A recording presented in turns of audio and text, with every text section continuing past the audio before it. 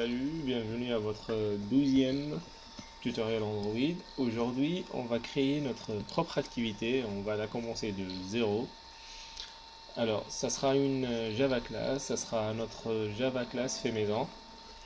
Alors, on va sous notre dossier source, sous notre package, juste à côté de notre case départ classe, on fait new et là classe. On fait attention pour nommer notre classe, on va le nommer démarrage parce que c'est l'activité où il y aura notre layout démarrage qu'on a fait la dernière fois. Alors on fait un petit peu attention à écrire démarrage avec un D majuscule. Bon, ce n'est pas très important, la classe fonctionnera quand même, mais c'est plus esthétique et c'est plus professionnel de faire comme ça, on va dire. Ok, là, on a nommé notre classe. On clique Finish. Bien sûr. Là, on a notre classe.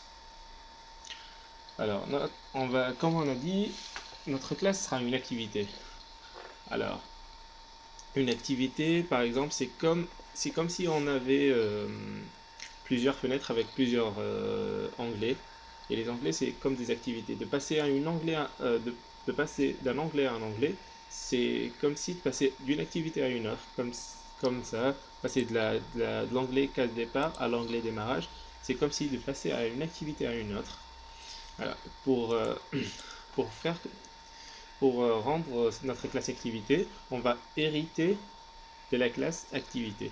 Alors, activity, on va faire extends, ce qui veut dire hériter, pardon, et activity avec un A majuscule. Et là, bien sûr, il faut importer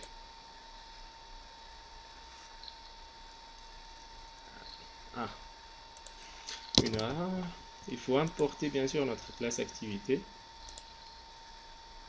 Et là, notre classe démarrage est une activité. Alors, normalement, comme pour la classe case départ, on aura presque les mêmes choses pour paramétrer notre activité démarrage. Alors, il faut qu'on crée notre méthode en create. Et pour le faire, on fait un clic droit ici, on cherche source, et là, override implement methods.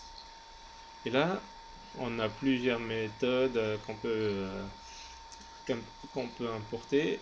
Et là, on va cocher notre méthode en create. Il faut faire attention, il faut que le paramètre soit de nature bundle. Bundle, ça veut dire comme c'est un paquet. Et on clique OK. Là, on a notre méthode. Alors, pour ceux qui ne connaissent pas trop Java, peut-être que c'est un peu confus.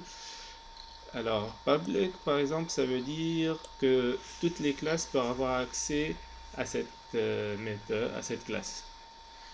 Par contre, private, ça veut dire qu'ils n'ont pas accès à cette classe. Et quand vous voyez par exemple, void, il faut penser à des méthodes. C'est tout ce que j'ai à dire et en suivant les tutoriels, vous allez mieux comprendre le langage Java. Alors, pour notre méthode onCreate, on va quand même nommer notre paramètre bundle. On va pas le laisser comme ça. Je vais le nommer Raf Android. Et là, Raf Android est appelé par notre méthode onCreate ici. Pardon. Alors, on remplace ça par Raf Android. Et on ajoute un autre truc parce que Si vous vous rappelez le layout qu'on a fait la dernière fois, qui s'appelle démarrage, avec notre fond d'écran et notre petite musique, on a dit, mais on n'a pas fait la musique encore.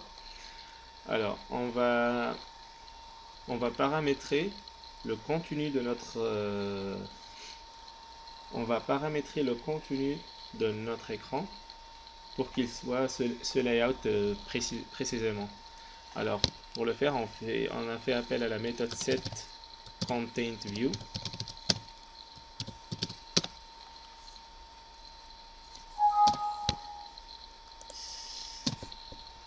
Entre parenthèses, alors r.layout. Et on a notre attendez, je refais point, et on a notre layout démarrage. Alors on ferme la parenthèse, point virgule, et c'est fait. Voilà, c'est tout pour ce tutoriel. Regardez le prochain tutoriel. On va un peu aller dans le manifeste, et à la prochaine. Au revoir.